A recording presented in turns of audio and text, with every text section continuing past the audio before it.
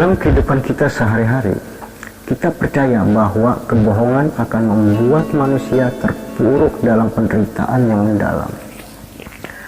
Tetapi kisah ini justru sebaliknya.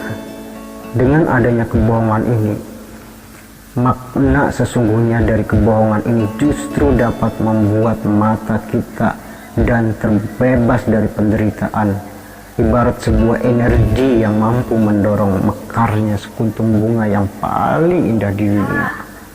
Wish. Kebohongan ibu yang pertama.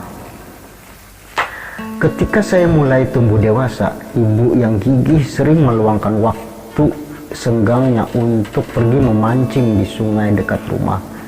Ibu berharap dari ikan hasil pancingan ia bisa memberikan sedikit makanan bergizi untuk pertumbuhan. Sepulang memancing, ibu memasak sup ikan yang segar dan mengundang selera. Sewaktu aku memakan sup ikan itu, ibu duduk di sampingku dan memakan sisa daging ikan yang masih menempel di tulang yang merupakan bekas sisa tulang ikan yang aku makan. Aku melihat ibu seperti itu. Hati juga tersentuh, lalu menggunakan sumpitku dan memberikannya kepada ibuku. Tetapi ibu dengan cepat menolaknya. Ia berkata, "Makanlah nak, aku tidak suka makan ikan." Kebohongan ibu yang kedua. Sekarang aku sudah masuk SMP. Demi membiayai sekolah abang dan kakakku, ibu pergi ke koperasi untuk membawa sejumlah kotak korek api untuk ditempel. Dan hasil tempelannya itu membuahkan sedikit uang untuk menutupi kebutuhan hidup. Dikala musim dingin tiba, aku bangun dari tempat tidurku, melihat ibu masih bertumpu pada lilin kecil dan dengan gigih melanjutkan pekerjaannya menempel kotak korek api. Aku berkata, "Ibu, tidurlah, udah malam, besok pagi ibu masih harus kerja kan?" Ibu tersenyum dan berkata, "Kamu tidurlah nak, aku belum ngantuk." Kebohongan ibu yang ketiga. Ketika ujian tiba, ibu meminta cuti kerja supaya dapat menemaniku pergi ujian. Ketika hari sudah siang, terik matahari mulai menyinari. Ibu yang tegar dan gigih menunggu aku di bawah terik matahari selama beberapa jam. Ketika bunyi lonceng berbunyi, menandakan ujian sudah selesai. Ibu dengan segera menyambutku dan menuangkan teh yang sudah disiapkan dalam botol yang dingin untukku. Teh yang begitu kental tidak dapat dibandingkan dengan kasih sayang yang jauh lebih kental. Melihat ibu yang dibanjiri peluh, aku segera memberikan segelasku pada ibu sambil menyuruhnya minum. Ibu berkata, "Minumlah nak, aku tidak haus."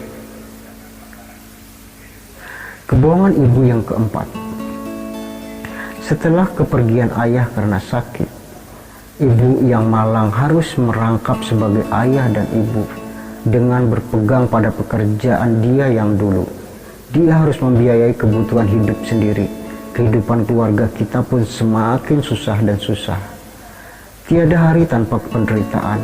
Melihat kondisi keluarga yang semakin parah, ada seorang paman yang baik hati yang tinggal di dekat rumahku pun membantu ibuku, baik masalah besar maupun masalah kecil. Tetangga yang ada di sebelah rumah melihat kehidupan kita yang begitu sengsara, seringkali menasihati ibuku untuk menikah lagi. Tetapi ibu memang keras kepala, tidak mengindahkan nasihat mereka. Ibu pun berkata, "Saya lebih senang sendiri bersamamu nak." Kebohongan ibu yang kelima.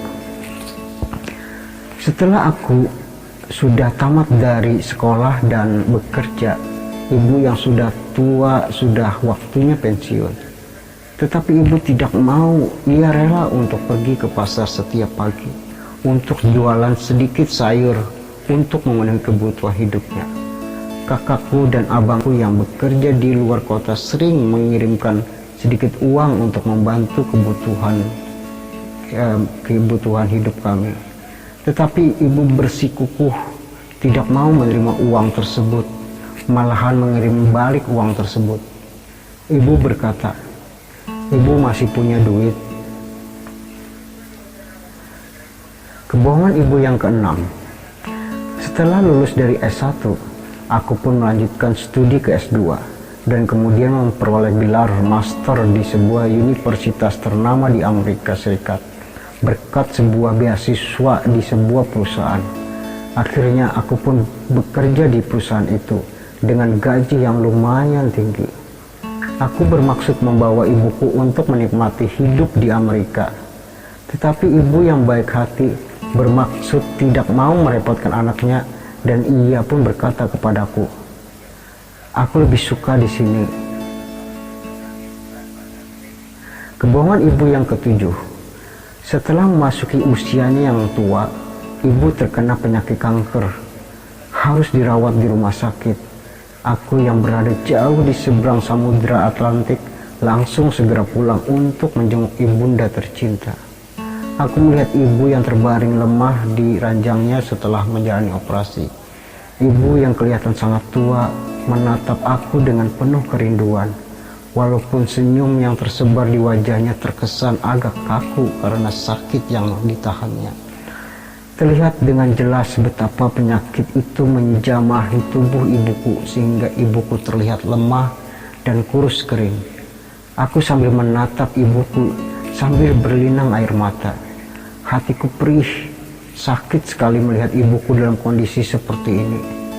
Tetapi ibu dengan tegarnya berkata, jangan menangis anakku, aku tidak kesakitan kok. Kebohongan ibu yang ke-8.